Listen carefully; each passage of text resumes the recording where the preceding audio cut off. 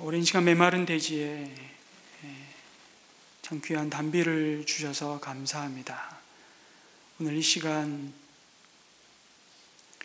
감사를 잃어버리고 하나님 우리와 화목케 하신 그 화목의 기쁨과 즐거움을 잃어버린 우리의 메마른 심령 외에도 은혜의 단비를 부어 주시옵소서. 하나님을 더 깊이 사랑하며 신뢰하며 의지하며 우리에게 맡겨주신 이 화목의 직분을 또 감사함으로 믿음으로 감당하는 저희들 되게 도와 주시옵소서. 예수님의 이름으로 기도드립니다. 아멘.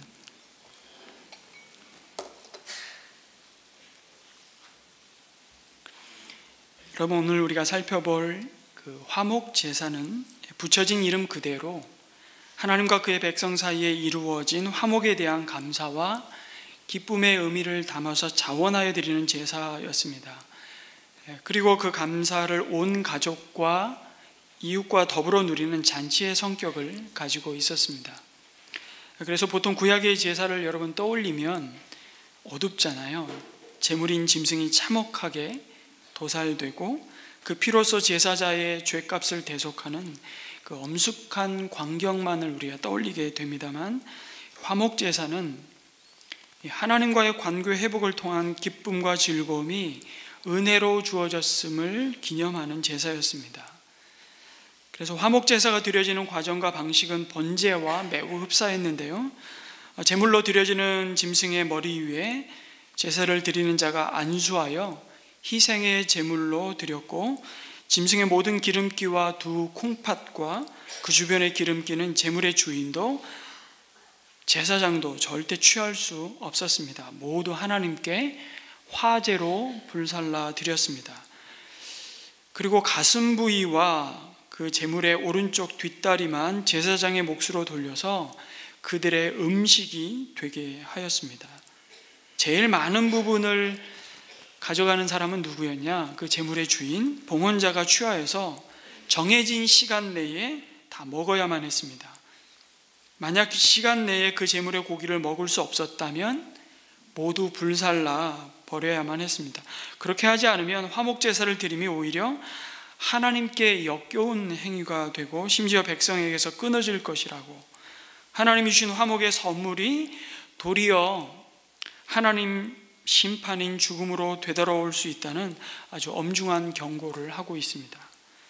여기서 우리가 기억해야 할 것은 이 화목의 제사 역시 그 밑바탕에는 희생의 제물이 드려짐으로 진정한 화목이 주어졌음을 잊지 말라는 것입니다.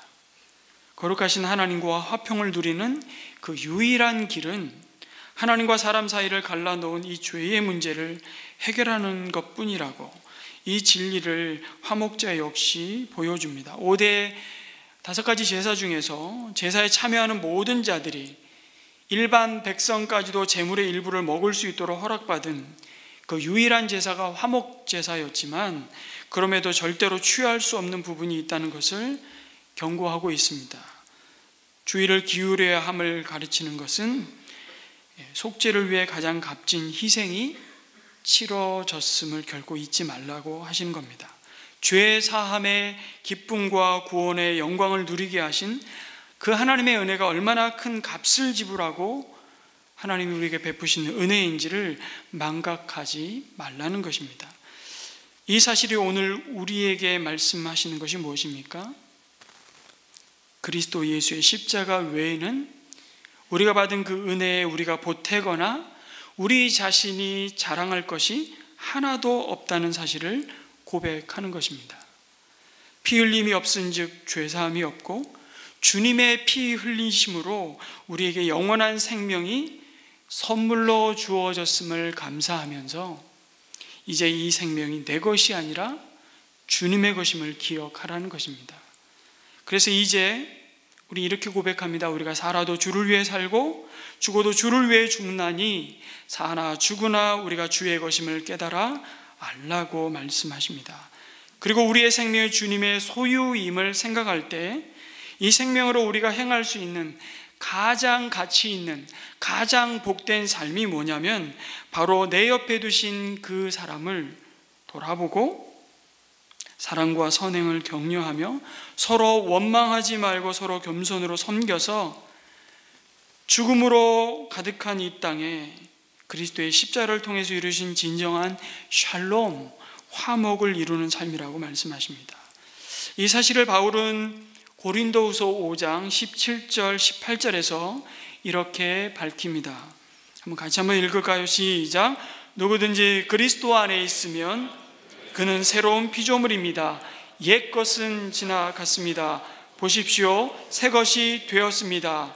이 모든 것은 하나님께로부터 옵니다. 그 다음 구절이요. 이 모든 것은 하나님께로부터 옵니다. 하나님께서는 그리스도를 내세우셔서 우리를 자기와 화해하게 하시고 또 우리에게 화해의 직분을 맡겨 주셨습니다. 이러한 그리스도인의 부르심을 또한 로마서 5장 9절에서 11절은 이렇게 증거합니다. 제가 읽습니다. 그 앞부분입니다. 네. 그러면 이제 우리가 그의 피로 말미암아 의롭다 하심을 받았으니 더욱 그로 말미암아 진노하심에서 구원을 받을 것이니 곧 우리가 원수 되었을 때에 그의 아들의 죽으심으로 말미암아 하나님과 화목하게 되었은즉 화목하게 된 자로서는 더 그의 살아나심으로 말미암아 구원을 받을 것이니라. 그뿐 아니라 이제 우리로 화목하게 하신 우리 주 예수 그리스도로 말미암아 하나님 안에서 또한 즐거워하느니라. 그 즐거움이 우리에게 있다는 것입니다. 그렇다면 그리스도로 말미암아 하나님과 화목해 된 우리가 오늘 우리가 드려야 할 화목의 제사는 무엇인가? 그것을 오늘 화목제사로 드려진 세 가지 종류의 제사를 통해서 하나님 우리에게 확인시켜 주십니다. 화목제사가 세 가지 제사 형태로 드려졌습니다. 감사제와 서원제와 그리고 낙헌제라고도 불리는 자원제로 드려졌는데요. 오늘 그 중에서 감사제를 중심으로 오늘 우리가 드려야 할 화목의 제사가 무엇인지를 좀 살펴보고자 합니다. 여러분, 화목제사는 감사의 제사였습니다. 그래서 감사를 잃어버렸다면 우리는 하나님께서 주시는 화목의 기쁨과 즐거움을 누리지 못하고 있는 것입니다. 그것은 우리 삶을 또다시 황폐하게 만듭니다. 여러분, 하나님과의 관계 그리고 우리 이웃과의 관계뿐만 아니라 내 자신과의 관계에서도 하나님이 주신 화목이 무너지는 이유가 다른 것이 아니라 바로 이 감사를 잃어버렸기 때문이라고 말씀합니다. 그래서 감사하지 않는 것이 하나님을 경외하지 않는 이 말세에 나타날 현상 중에 하나라고 바울은 꼬집어서 말합니다. 디모데후서 3장 1절 2절 말씀에 그대는 이것을 알아두십시오. 말세에 어려운 때가 올 것입니다. 사람들은 자기를 사랑하며 돈을 사랑하며 뽐내며 교만하며 하나님을 모독하며 부모에게 순종하지 않으며 감사할 줄 모르며 라고 지적합니다. 하나님과의 관계에서 주시는 화목을 이어가지 못하는 이유가 무엇입니까? 감사할 줄 모르기 때문이라고 말씀합니다. 그리고 이것은 이미 베푸신 은혜에 대한 망각에서부터 시작됨을 우리는 이스라엘의 역사에서 배우게 됩니다. 여러분, 광야에 머물던 이 말씀을 어디서 받고 있죠? 이스라엘 백성이 광야에서 받고 있죠. 광야. 그 광야에 머물던 이스라엘 백성을 잘 한번 보십시오. 그들은 하나님의 은혜와 권능으로 구원받은 것에 대한 감사와 감격을 잃어버렸습니다. 이미 베푸신 것을 세어보고 감사하기보다 현재 없는 것에 대한 불평과 원망에 휩싸여서 끊임없이 하나님께 따졌습니다. 왜 이것도 안 주시고 왜 이것밖에 안 주시냐고 불평하는 것입니다. 사실 여러분, 광야는 늘 그런 결핍의 문제를 가지고 있는 곳입니다. 아니, 그러면 그것을 숙명적으로 받아들이라는 것입니까? 아닙니다. 감사의 제사를 드린다는 것은 그런 태도가 아니라 그런 풀 한 폭이 나지 않고 길 없는 광야에서 오히려 내가 절대적으로 하나님만을 바라보고 하나님을 의존하며 하나님을 신뢰하고 하나님께 기도할 수 있다면 그 광야는 절망과 원망과 불평의 자리가 아니라 오히려 우리에게는 더 없는 은혜의 자리요 감사의 자리라는 것입니다. 그래서 광야에서 우리는 오히려 굳건한 믿음의 자리에 서게 되고 그 믿음을 소유하게 되죠. 여러분, 광야는 절대적으로요 생존이 불가능한 곳입니다. 하나님의 돌보심과 지키심이 없었다면 그들이 40년이 아니라 4일도 버티기 힘든 곳이 광야입니다. 그래서 이스라엘 백성을 둘러싼 환경은 그 자체가 결핍과 불편함이었습니다. 먹는 것, 자는 것, 씻는 것, 마시는 것, 입는 것, 생존을 위한 기본적인 공급이 어느 정도가 아니라 아예 주어지지 않는 땅이 광야입니다. 그런데 바로 그곳에서 하나님은 그들을 일용할 양식으로 먹이셨고요, 상상할 수 없는 광야의 온갖 위험과 위협으로부터 그들을 지키셨습니다. 어쩌면 살아있다는 것 자체가 기적인데 그들에게 그것은 기적도 만족도 감사도 아니었습니다. 그래서 그들이 늘 말하지 않습니까? 차라리 애굽이 좋았다고. 아, 옛날이요, 이 노래를 부르고 있죠. 그때로 그 자리로 우리를 되돌려 달라고. 감사를 잃어버린 마음은 그 은혜를 망각함으로 하나님이 그들에게 주신 참된 화목의 기쁨과 즐거움을 그 백성에게서 빼앗아가 버리는 것입니다. 여러분, 오늘 읽은 말씀에 보니까 화목 제사를 감사 제물로 바친 고기는 그것을 바친 그날로 먹어야 하고 조금이라도 다음날 아침까지 남겨두어서는 안 된다고 명령하십니다. 왜 그러셨을까요? 명확하게 이 사실을, 이유를 밝혀주고 있지는 않습니다. 그러나 조금 더 우리가 상상을 해보면 그날로 먹어야 한다는 말씀을 들으면 생각나는 것이 여러분 혹시 없습니까? 어느 분이 얘기하셨습니다. 바로 그들이 광야에서 매일매일 주시는 일용할 만나로 사는 자들임을 기억하는 것입니다. 감사의 제사가 진정한 감사가 되는 것은 많이 쌓아놓고 차고 넘쳐서 언제든지 내가 원하는 때에 먹을 수 있는 그 부요함에 있는 것이 아니라 나에게 가장 필요한 것을 가장 필요한 만큼 공급하시는 하나님의 손길에 달렸음을 고백하는 것입니다. 그것을 잊지 않는 것입니다. 그래서 만나는 일용할 양식이에요. 그래서 하나님이 이스라엘 백성이 40년 동안 광야에서 매일 아침마다 만나를 먹게 하심으로 매일같이 하나님을 의존하여 사는 법을 가르쳤습니다. 그래서 만나를 주시면서 그들 마음대로 먹으라고 하지 않고요, 만나를 주면서 3가지 규칙을 그들에게 이미 주셨어요. 첫 번째 규칙이 뭡니까? 한 사람이 한 호멜씩만 거두라고 말씀하셨습니다. 굶주려 있었던 이스라엘 사람들이 이 규칙을 제대로 지켰을까요? 아침에 일어나 보니까 만나가 광야 온 들판에 뒤덮였습니다. 그 많은 만나가 공짜였습니다. 이스라엘 백성들은 그야말로 횡재를 만난 거죠. 그들은 들에 나가서 자기 힘대로 있는 대로 거두었습니다. 약속을, 하나님이 주신 그 규칙을 까맣게 잊어버린 거죠. 그게 광야의 위험입니다. 이것을 본 모세가 화가 나서 모두 다 모이라고 하고 거둔 것을 다시 측정을 합니다. 그러니까 정말 희한한 일이 벌어졌습니다. 그 희한한 일을 이렇게 성경은 묘사해요. 많이 거둔 자도 남지 않았고 적게 거둔 자도 부족하지 않았다. 그들에게 너희들이 일용할 양식, 내가 준 일용할 양식으로 사는 자들임을 이렇게 가르치십니다. 그리고 두 번째 주신 규칙이 뭐냐면 그렇게 거둔 만나는 당일에 다 먹어야 했습니다.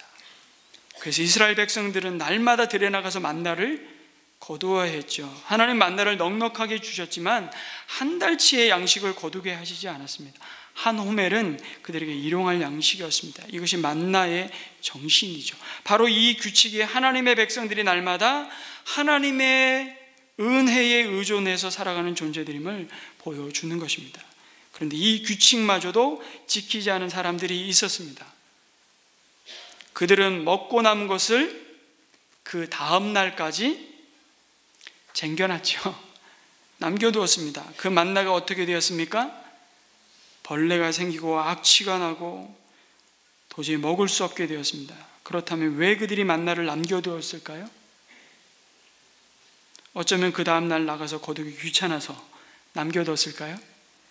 가장 큰 이유는 그 다음 날에도 만나가 내릴 것이라는 믿음이 없었기 때문입니다. 내일 만나가 내리지 않으면 어떡하지? 그런 생각 때문에 그들은 내일의 만나를 저장해 두었습니다. 이게 광야입니다. 그들은 일용할 만나로만은 감사할 수 없었고 안심할 수 없었습니다. 그래서 광야에서 언제나 하나님이 함께 하셨음에도 그들은 늘 불안했고 염려했고 두려워했으며 불평했던 것입니다. 그것이 광야 가운데 하나님이 주신 자유를 누리지 못하는 이스라엘 백성들의 모습이잖아요. 여러분, 왜 하나님은 만나를 매일 줍게 하셨을까요? 다시 질문 드립니다. 매일이 아니라 일주일에 한 번씩 한 주 분량을 거두어도 됐을 텐데 그렇게 하지 않으신 이유가 무엇일까요? 그 이유는 하나님이 주시는 만나 자체가 그들의 생명을 유지시켜 주는 것이 아니라 매일 만나를 주시는 하나님이 그들의 생명을 유지시켜 주신다는 것을 깨닫게 하시는 겁니다. 오늘의 생명이 하나님에게 달려 있습니다. 내일을 위해서 내가 예비한 것으로 내일 나의 생명을 보장받을 수 있다고 생각해서는 안 된다는 말씀입니다. 그것은 생명을 모르는 얘기이기 때문이죠. 내일은 우리의 날이 아닙니다. 그래서 오늘을 위한 양식을 주셔서 주님이 주기도문에서 우리에게 그 기도를 가르치시면서도 동일한 가르침을 주고 있죠. 그 기도를 할 때마다 우리는 오늘의 생명을 살려주시는 분은 하나님이라는 신앙을 고백하는 것입니다. 내일을 위해서 우리가 저축하고 준비할 수는 있지만 궁극적으로 하루의 생명은 하나님에게 달려있기 때문입니다. 어떤 집은 일용할 양식을 위해서가 아니라 매일 양식이 썩지 않도록 기도해야 할지도 모르겠습니다. 하도 냉장고에 쌓아놓은 것이 많아서 그냥 그게 썩어가고 있어요. 여러분, 마지막에 이 만나를 주면서 주신 규칙이 뭘까요? 안식일 전날에는 이틀분의 양식을 거두라고 또 말씀하십니다. 하루의 양식을 저장해야 했습니다. 근데 놀랍게도 그때 저장한 만나는 썩지 않았어요. 벌레가 그 만나를 먹지 않았습니다. 이 규칙 때문에 그 고달픈 광야 생활에서 이스라엘 백성이 진정한 안식을 그리스도 하나님 안에서 쉬는 날로 보낼 수 있었습니다. 그래서 안식일 전날에 이틀치 양식을 거두게 한 것도 하나님의 은혜였습니다. 하지만 이 은혜마저도 망각하고 무시한 무리들이 있었습니다. 그들은 안식일 날에도 만나를 거두러 밖에 나가죠. 여러분, 다음 날을 위해 양식을 저장한 사람들이 이 생명을 공급하시는 하나님의 은혜에 대해서 의심을 품은 사람들이었다면 안식일 날 만나를 거두러 나간 사람들은 어떤 사람들이었을까요? 하나님의 은혜를 너무나 당연하게 생각한 사람들이었는지도 모르겠습니다. 아니, 6일 동안 하루도 빠짐없이 만나가 내렸는데 제7일 안식일이라고 만나가 내리지 않을 리가 있겠어? 하지만 만나는 하나님의 말씀대로 안식일에 내리지 않았고요. 밖에 만나를 거두러 나갔던 사람들은 헛수고를 하였을 뿐만 아니라 하나님을 분노케 하였습니다. 하나님 왜 분노하시죠? 진짜 너희들이 나를 믿지 않는구나. 너희들의 삶이 내 손에 달려있음을 너희들이 정말 인정하고 싶지 않구나. 여러분, 광야에서 이스라엘 백성에게 만나를 주신 목적은 그래서 분명합니다. 그들이 누구로 사는 자들임을, 하나님으로 사는 자들임을 철저히 인정하고 생명이 하나님께 있음을 기억하도록 그들 그 광야에서 하나님을 신뢰하고 하나님만을 의지하도록 하시는 은혜의 장치가 매일매일 내리시는 만나였습니다. 이 모든 것을 그들이 은혜로 기억하며 하나님께 드렸던 제사, 그것이 화목제요 감사의 제사였습니다. 성도 여러분, 우리의 삶이 하나님의 손에 달려있음을 인정하는 것이 그것이 감사의 제사입니다. 그래서 남겨두고 쌓아두고 저장해서 늘어난 재물에 나의 안전을 두겠다고 하는 생각은 지혜가 아니라 탐욕이라고, 그 마음은 철저히 하나님을 의존하고 신뢰하는 그 믿음에서 우리를 더 멀어지게 할 뿐이라고 말씀합니다. 그래서 시편 기자는 이렇게 고백하지, 재물이 늘어도 내 마음을 거기에 두지 말라고. 감사의 마음을 잃게 만들기 때문이죠. 그래서 일용할 양식에 만족하는 삶을 배우는 기회가 바로 화목 제사였습니다. 또한 음식을 남겨서 내일의 양식을 확보하는 것이 아니라 음식이 남겠다고 생각하거든 주님이 뭐라고 말씀하시죠? 이웃을 불러서 먹이라. 내가 이웃과 함께 그 화목의 제물을 먹으라. 이렇게 말씀하십니다. 그것이 화목의 기쁨을 더욱 부욕해 누리고 탐욕을 이기는 삶이라고 말씀하십니다. 그것이 하나님이 주신 은혜를 더욱 감사함으로 기억하는 길이라고 가르치는 것이죠. 그래서 감사제사로 드리는 화목제물은요, 13절에 보니까 누룩을 넣어 만든 빵도 곁들여서 바쳐야 한다고 말씀합니다. 이 아주 특이하죠. 누룩은요, 죄와 그것이 미치는 악한 영향과 부패를 상징했습니다. 그래서 모든 제사에서 누룩을 넣는 것을 금지하셨잖아요. 그런데 화목제사를 감사로 드리는 경우에는 누룩을 넣는 빵을 드리라고 말씀하시는 겁니다. 이게 무슨 의미가 있을까요? 여러분, 누룩은 음식을 부풀게 만드는 역할을 합니다. 그래서 음식을 풍성케 하고 맛있게 만듭니다. 감사의 제사가 그렇다는 것입니다. 그 감사가 감사를 낳고 그 감사로 말미암아 하나님의 은혜가 더욱 풍성하게 이웃과 나눠지고 기쁨이 더욱 확산되기를 소망하시는 그 하나님의 마음을 여기에 담으신 겁니다. 그런데 참 우리는 실상 감사에 너무 인색한 삶을 살고 있습니다. 참 의지적으로, 의도적으로, 그래서 우리는 감사를 연습하는 훈련을 계속해야 돼요. 그것이 우리의 습관이 되고, 오늘 교사 주일이라서 또 교사들의, 우리 교사 목자들에게 감사의 표현을 우리가 드렸지만, 우리 부모님들 교회, 학교, 어린이교회, 청소년교회 교사 선생님들에게 혹시 선물 준비하셨습니까? 내 자녀를 하나님의 의의 말씀으로 가르쳐 주셔서 감사합니다.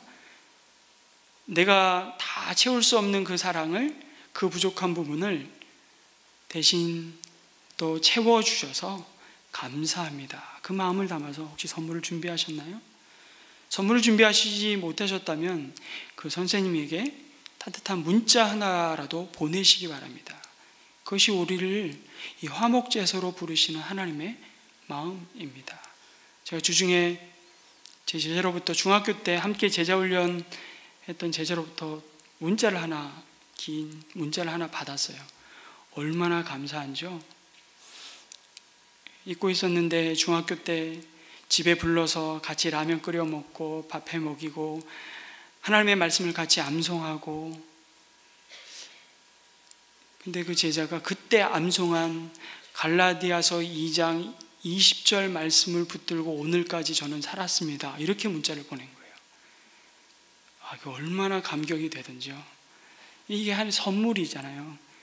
저는 다 잊었지만 그 제자가 그걸 기억하고, 또 그 제자가 또 다른 제자를 낳고 같은 교회의 목사가 되었습니다. 이번에 저희 교회에서 목사 안수식을 하는데요, 그 제자가 얼마나 제 마음이 더 기쁘고 감사하던지요.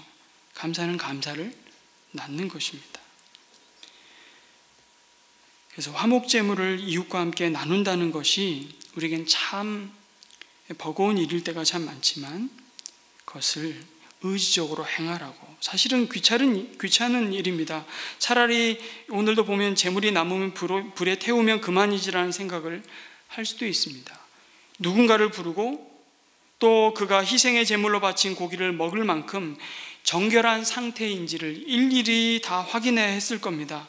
누구는 부르고 누구는 안 부를 수도 없고 그런 고민들을 하겠죠. 이웃에게 감사의 마음을 나누는 것이 왜 이리도 귀찮은 일이 되어버렸는지 모릅니다. 그런데 그 일을 하라는 겁니다.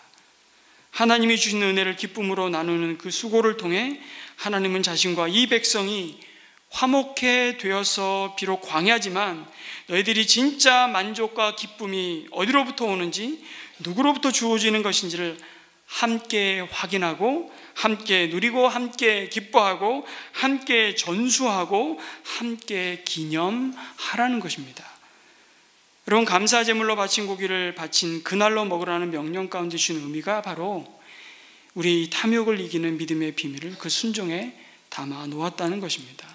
혼자 모든 것을 독차지하는 것에서 모든 것을 함께 나누는 자리로 말입니다. 탐욕을 이기는 길은 나의 것을 나누는 삶입니다. 재물을 나누어 먹음으로써 하나님이 주신 은혜를 그 나누는 삶이야말로 더 가짐으로 내 삶이 윤택하여지고 행복할 수 있다는 어리석음과 교만으로부터 내 믿음을 지키는 길이기 때문에 그렇습니다. 화목제물의 음식을 이웃과 나누어 먹게 하신 것은 이웃과 더불어 하나님이 주신 은혜를 나눌 때 그것이 더욱 풍성해지고 그것은 이웃과의 관계 가운데 하나님의 화목을 경험하는 자리임을 보여주시는 것입니다. 여러분, 생각해 보십시오. 지금도 평범한 가정이 실컷 고기를 먹어보는 것은 결코 쉬운 일이 아닙니다. 하물며 광야에서 이스라엘 백성이 언제 마음껏 고기를 섭취할 수 있겠습니까? 이웃의 화목 제사에 함께 참여해서 그들이 나누는 잔치에서 맛보는 것입니다. 그래서 화목 제사에는 비둘기를 드리라는 얘기는 없어요. 그건 드려봐야 나눌 게 없어요. 먹을 게 없어요. 그래서 비둘기는 화목 제사의 제물로 쓰이지 않았습니다. 이것이 하나님의 공동체가 화목 제사를 통해 그들이 믿음의 한 언약 공동체라는 사실을 확인하는 복된 자리였습니다. 여러분, 우리는 이것을 지금 어디에서 확인하고 누립니까? 바로 목장입니다.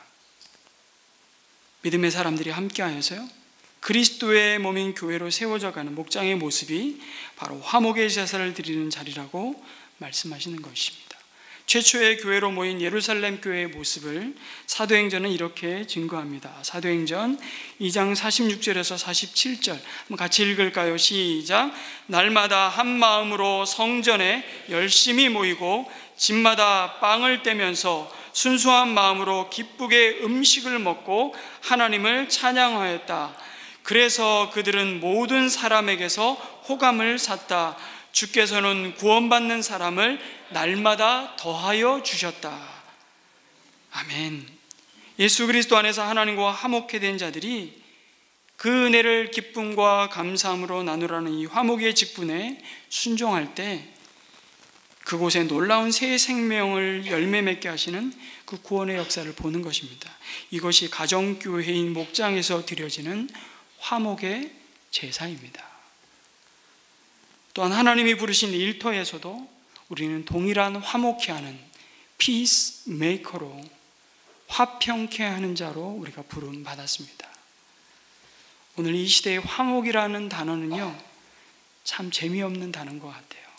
일주일 내내 뉴스를 봐도 진짜 내 삶을 통해서 내 이웃의 삶이 진짜 화목해 되는 그런 아름다운 이야기는 참 눈 씻고 찾아보기가 쉽지 않은 시대를 우리 살아가고 있습니다.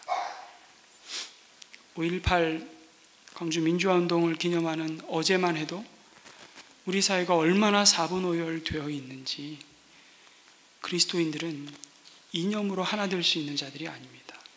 그리스도의 피로 하나님과 우리 사이에 막힌 담을 허무시고 우리와 이방인 사이에, 그러잖아요. 그리스도 예수 안에서는 남자나 여자나 종이나 자유자나 헬라인이나 유대인이나 다 그리스도 안에서 하나다. 예수님이 마지막 요한복음 17장에서 대제사장으로서의 마지막 기도를 드리면서 가장 많이 강조하셨던 그 기도 가운데 하나님 앞에 가장 애타게 간구하셨던 기도의 제목이 뭔지 아십니까? 저들이 하나 되게 해주십시오. 이 기도예요. 저희가 하나 될 때 비로소 세상이 내가 내 제자인 줄을 알게 될 것이란 그 약속의 말씀을 제자들에게 주셨고, 그걸 하나님 앞에 기도로 올려드리고 있는 것입니다.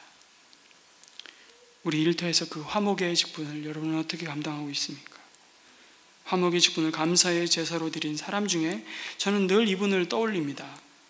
세브란스 재활병원의 전도사님으로 27년간 근무하고 이제 은퇴하셨는데요, 김봉남 전도사님 혹시 기억하십니까? 저희 교회 한 2번 정도 오셨어요. 청년회 강사로 한번 모셨고요, 저희 전체 교회 집회 때 한번 샘물교에서 한번 모셨었는데, 이분의 정말 간증을 들을 때마다 너무 감동이 됩니다. 27년 동안 세브란스 병원에 근무하면서 수많은 사람과의 만남을 통해 발견한 인생의 키워드가 자신은 감사였다고 고백합니다. 이분이 병원 로비를 지나가다가, 제가 여러 번 드렸지만 또 드리고 싶은 게, 이게 인생이구나. 로비를 지나가다가 오랫동안 알고 지낸 병원 청소하시는 일하시는 분이 이 전사님, 여자 전사님을 붙잡고 저 병원 식당에서 자기 일하고 싶은데 일자리 하나 있으면 소개시켜 달라고 요청을 하더래요. 왜 그러시냐 그랬더니, 자기 자녀가 이제 대학을 들어가게 됐는데 자기 이런 얘기를 들은 거예요. 저기 병원 식당에서 일하는 분들은 계약직, 일용직이죠. 일용직이 아니고 정식 직원인 거예요. 그러니까 뭐 학자금, 뭐 융자도 되고 장학금도 나오고 뭐 이런 거예요. 자기가 가만히 생각해보니까 자기는 그 일 할 수 있을 것 같다는 거예요. 그래서 이제 의사 선생님들도 많이 알고, 그러니까 이 여자 선생님한테 부탁을 했던 거예요. 그러니까 이 얘기를 듣고 마음이 안타까워서 제가 기도하겠습니다, 위로해드리고, 그 병원에서 청소 용역으로 20년을 근무했는데도 이 계약직인 거예요, 그냥. 그래서 식당에서 일하는 아주머니한테 그 얘기를 전달을 드렸대요. 저기 병원에서 청소하는 아주머니들이 여기 식당에서 일하는 아주머니들 얼마나 부러워하는지 모른다고 감사하시라고. 그랬더니 말을 어떻게 돌아간다고요? 전사님, 집에서도 밥 짓고 나와서도 밥 짓고 한번 밥 지어 보세요. 스팀 팍팍 나오는 온유월에 여기 와서 밥 지어 보시라고요. 얼마나 이게 힘든 일인데. 그래서 이렇게 불평을 하더래요. 자기는 저 시원한 에어컨 밑에서, 여러분 덥죠 지금, 시원한 에어컨 밑에서 근무하는 원무과 여직원들이 부럽다고. 그래서 원무과 여직원들 불러 모아서, 아마 워낙 병원이 크다 보니까 예배를 따로따로 그룹별로 드렸나 봐요. 자매님들 감사하시라고. 저 식당에서 근무하는 아주머니들이 여기 시원한 에어컨 밑에서 근무하는 아가씨도 얼마나 부러워하는지 모른다고. 그랬더니 한 아가씨가, 전사님, 우리가 얼마나 감정노동에 시달리는 줄 아세요? 5만 사람이 저희한테 와서 욕해요. 병원이 도둑놈이라고. 내가 병원 주인이야, 왜 나한테 와서 욕하냐고요. 병원이 쓸데없는 검사를 한다는 등, 왜 이렇게 병원비가 비싸냐는 등, 제가 병원 신방 자주 다니면서 원무과에서 싸움 나는 거 제가 참 많이 봤거든요. 그 스트레스를 다 받는 거예요. 그러니까 원무과 여직원이 뭐라 그러냐면, 나는 몸은 고대도 저 3교대 근무하는 간호사들이 부럽다고. 왜냐하면 몸은 고대도 얼마나 보람이 있냐고. 아픈 환자들 치료하고 간호하면 다 나아서 퇴원하는 모습 보면 얼마나 뿌듯하겠냐고. 그래서 간호사들이 부럽대요. 간호사들 다 모인 자리에서 이 얘기를 좀 나눴어요. 그랬더니 오랫동안 함께 알고 지낸 수간호사가, 김 전사님, 내가 이럴 줄 알았으면 대학 시험 칠 때 공부 좀 열심히 해서 의과대학 가는 건데, 환자들이 간호사 얼마나 무시하는지 아시냐고. 알지 않냐고. 의사가 최고인 줄 알고 간호사들 막 막대한다고. 역시 감정노동에 시달리는 거예요. 그러면서 역시 병원에서 제일 감사하고 대접받는 사람이 누구예요? 감사해야 될 사람이 의사예요, 의사. 의사분들 감사하시기 바랍니다. 당신은 정말 대접받고 있어요. 그래서 의사 선생님들이 모인 예배 자리에서 이 몇 달간에 걸친 이야기예요. 감사하시라고. 여러분, 좀 환자들에게, 좀 간호사 선생님들에게 좀 친절하게 대하시고 좀 그렇게 하시라고. 그랬더니 또 과장 선생님이, 전사님, 요즘 의사들이 옛날 의사 같지 않습니다. 우리가 얼마나 의료사고 때문에 스트레스 받는 줄 아십니까? 요즘 환자들 인터넷 보고 자기 병 다 리서치해가지고 의사 보고 이런 거 아니에요? 그러고 막 따집니다. 우리 얼마나 스트레스 받는 줄 아세요? 그러면서 하시는 말씀, 저는 전도사님이 부럽습니다. 부러운 이유가 뭔지 아세요? 병이 나아도 하나님의 뜻, 병이 안 나아도 하나님의 뜻. 전사님이 의료사고를 당할 염려가 있습니까? 근심이 있습니까? 인샬라 같아요. 막 이슬람 사람들이 하는 것처럼. 자꾸 다 병원에 몇 명이 근무하는지 모르겠어요. 적어도 수백 명, 수천 명 되는 직원들이 인생의 그 축소판 아닙니까? 돌고 돌아가지고 그 인생에 그래도 가장 그 일터에서 감사해야 될 사람이 누구예요? 자기들하는 거예요. 자기. 그래서 온목실에서 같이 근무하는 목사님들과 함께 아침에 예배를 드릴 때 이 얘기를 그대로 했대요. 자기는 정말 감사가 없었다고. 자기는 원목실에서 근무하는 목사님들이 너무 부러웠다고. 왜 같이 똑같이 신학을 했는데 왜 월급이 차이가 나고, 왜 똑같이 난 누구보다 더 열심히 환자들을 찾아가서 기도하는데 이왕이면 목사님이 와서 기도해 주기를 원하는지 모르겠다고. 전도사님보다 목사님이 와서 안수기도하면 병이 더 빨리 낫는지 난 그건 잘 모르겠지만 환자들이 그걸 더 원한다는 거예요. 그럴 때마다 자기가 화딱지가 나서 목사 안수 받을까? 이런 생각 했다는 거예요. 그 중에 한 원목실에 같이 근무하는 목사님이 뭐라고 그 말을 받으셨냐면, 전도사님, 저도 고백할게요. 저는 담임 목사님이 너무 부러워요. 병원은 특수목회잖아요. 입원했다가 열심히 섬기고 사랑하고 기도해주면 다 어디로 가요? 다 자기 교회로 돌아가요. 그러니까 나는 한 명의 양이라도 좋으니까 내가 그냥 빨고 먹이고 입히고 내 양이 정말 있었으면 좋겠다. 이런 이제 마음인 거예요. 끝이 없더라. 만족과 자족이 되지 않는 거죠. 여러분, 우리는 만성적인 불평과 불만에 시달리고 있습니다. 웬만한 음식은 입에 차지 않고요, 웬만한 옷은 눈에 차지 않고요, 웬만한 친절한 감사의 분량에 차지도 않는 그런 우리들이 되어 버렸습니다. 여러분, 감사하는 마음이 말라붙으면요, 우리의 모든 관계는 화목을 잃습니다. 그 삶에 주신 생기와 활력을 잃고 폐허로 바뀌고 맙니다. 얼마나 무서운 우리 영혼의 질병인지 모릅니다. 지금 이 자리에 앉아있는 여러분의 관계가 화목하지 않다고 생각하신다면 그것은 여건 때문이 아닙니다. 속지 마십시오. 건강이 없어서, 돈 때문에, 자식이 속썩여서, 남편 때문에? 아니요.